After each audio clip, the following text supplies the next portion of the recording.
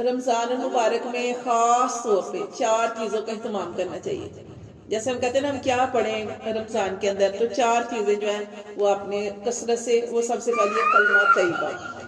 کلمہ طیبہ جو ہم پڑھتے ہیں، جو ہمارا جس کے پڑھنے سے ہمارا ایمان ہے، لا الہ الا اللہ محمد رسول اللہ، اس کو پڑھیں، یا لا الہ الا اللہ، لا الہ الا اللہ پڑھتے رہے. کیونکہ یہ لا الہ الا اللہ جب ہم پڑھتے ہیں نا، نبی پاک صلی اللہ علیہ وسلم کی حدیث کا مفہوم ہے کہ جب ہم لا الہ الا اللہ پڑھتے ہیں اخلاص کے ساتھ، تو آسمان کے سارے دروازے کھل جاتے ہیں. سارے دروازے، خواہ آپ کی کوئی حاجت ہے، کسی بھی کوئی بھی مقصد ہے آپ کا، کوئی کام نہیں آپ کا ہو رہا ہے، اٹکا ہوا ہے، کسی کام کے اندر کوئی رکاوٹ ہے، آپ نے کلمہ پڑھنا ہے. کلمے کا مطلب کیا ہے؟ پتہ ہے آپ کو کلمے کا کیا مطلب ہے؟ اللہ تعالیٰ یہ کام مجھ سے نہیں ہو رہا، اللہ تو کرنے والا ہے. اللہ میرا کام چھوٹا ہے، بے شک ہمیں بڑا مشکل لگ رہا ہے، لیکن اللہ تبارک و تعالیٰ تو سب سے بڑا ہے. میری مشکل چھوٹی ہے، اللہ تو سب سے بڑا ہے. اللہ مشکل کو اس سے نہیں بھیجا، اللہ نے بھیجا نا. اللہ کی حکم سے آتی ہے تکلیف یا خوشی یا غمی.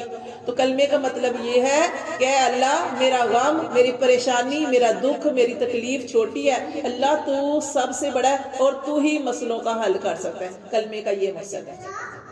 کوئی بھی کام ہے آپ نے کلمہ پڑھنا ہے، اور خاص طور پہ رمضان کے اندر. ہاں ایک تسبیح پڑھ لیں، دل کے ساتھ پڑھ لیں، خواہ 11 دفعہ پڑھ لیں، ضروری نہیں آپ نے پوری تسبیح پڑھنی ہے. ویسے ایک بات کریں، 2 منٹ لگتے ہیں، لیکن اپنے ذہن میں نا کوئی چیز سوچ کے، جیسے یہ کہہ رہی کہ میں عمرے پہ نہیں جا سکتی، مطلب کہ محرم نہیں ہے، اللہ سے بات بنا دے گا. ذہن میں ایک چیز سوچ کے مقصد کے لیے آپ کلمہ پڑھ لیں. کیا مطلب ہے کلمے کا؟ اللہ مجھے میرا کام مشکل لگ رہا ہے نا، کوئی رستہ نہیں نظر آ رہا، کوئی قرض ہے، اللہ میرا کام مشکل لگ رہا ہے، اللہ کوئی صورت نظر نہیں آ رہی، اللہ کرنے والا تو ہے. اس کا یہ مقصد ہے کلمے کا.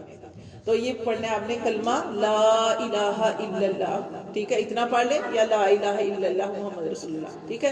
تو یہ کلمہ جو ہے سب سے پہلے آپ نے کلمہ، کیونکہ آسمانوں کے سارے دروازے کھل جاتے ہیں، اور آپ جانتے ہیں کہ آسمان کے اتنے دروازے ہیں، آسمانوں 7 آسمان ہیں، ٹھیک ہے، سارے دروازے کھل جاتے ہیں. اور آپ نے جو بھی ذہن میں چیز رکھی وہ سیدھی عرش تک پہنچتی ہے دعا کی، ٹھیک ہے. یہ کلمہ.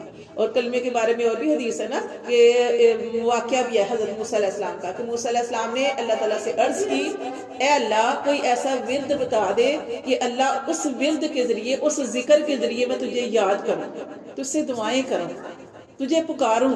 تو اللہ تعالیٰ نے کیا فرمایا؟ موسیٰ، ہم کلام ہوتے تھے اللہ تعالیٰ سے، نبی تھے، تو موسیٰ علیہ السلام جو تھے انہوں نے جب اللہ تعالیٰ سے یہ عرض کی تو اللہ تبارک و تعالیٰ نے ارشاد فرمایا، اے موسیٰ کلمہ پڑھا کر. انہوں نے کہا کہ اللہ کلمہ تو ساری دنیا پڑھتی ہے، مطلب کہ جو مسلمان ہیں سارے پڑھتے ہیں، تو اللہ کلمہ پڑھوں. اللہ تعالیٰ نے فرمایا، اے موسیٰ تو کلمے کو ہلکا نہ سمجھ. کلمہ کیا ہے کہ اگر 7 آسمان اور 7 زمینیں، سوچیں کتنا فاصلہ ہے اور کیا کچھ ہے زمین اور آسمانوں کے اندر، 7 آسمان اور 7 زمینیں ایک پلڑے میں رکھی جائیں اور دوسرے پلڑے میں لا الہ الا اللہ رکھا جائے، تو کلمے والا پلڑا وزنی ہو جائے گا. کیونکہ کلمہ کیا ہے؟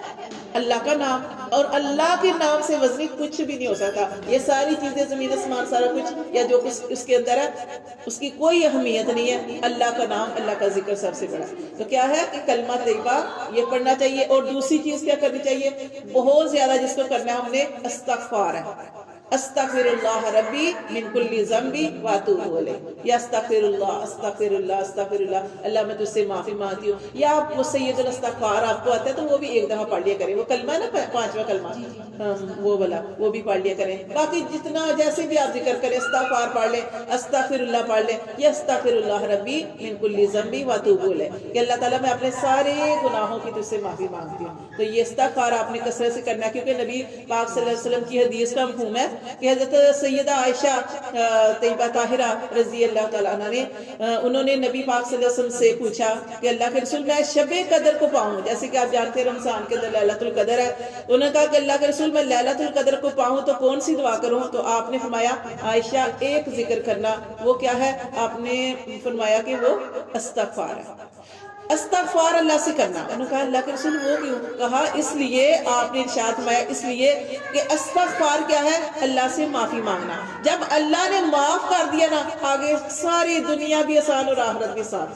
اور اگر اللہ نے معاف نہ کیا، کسی ایک چھوٹی سی چیز پہ پکڑ لیا، تو دنیا بھی مشکل اور آخرت سب سے زیادہ مشکل. تو اس لیے کیا کرنا ہے؟ کلمہ طیبہ، دوسری چیز استغفار، تیسری چیز کیا کرنی ہے؟ وہ ایک دعا چھوٹی سی، وہ دعا آتی ہے وہ پڑھ لے، نہیں آتی تو وہ اپنے الفاظ میں آپ کو بتاتی ہوں وہ پڑھنا ہے. وہ دعا کیا ہے؟ اللہم انی اسألک الجنہ واعوذ بک من النار. اور یہ دعا جب بھی پڑھنی ہے 3 دفعہ پڑھنی ہے، 3 دفعہ پڑھتی ہے اس دعا کو. نبی پاک صلی اللہ علیہ وسلم کی حدیث کا مفہوم ہے کہ جو 3 دفعہ اللہ سے کسی چیز کا سوال کرتا ہے جنت کا، تو اللہ تبارک و تعالیٰ اس کو ضرور عطا فرماتے ہیں.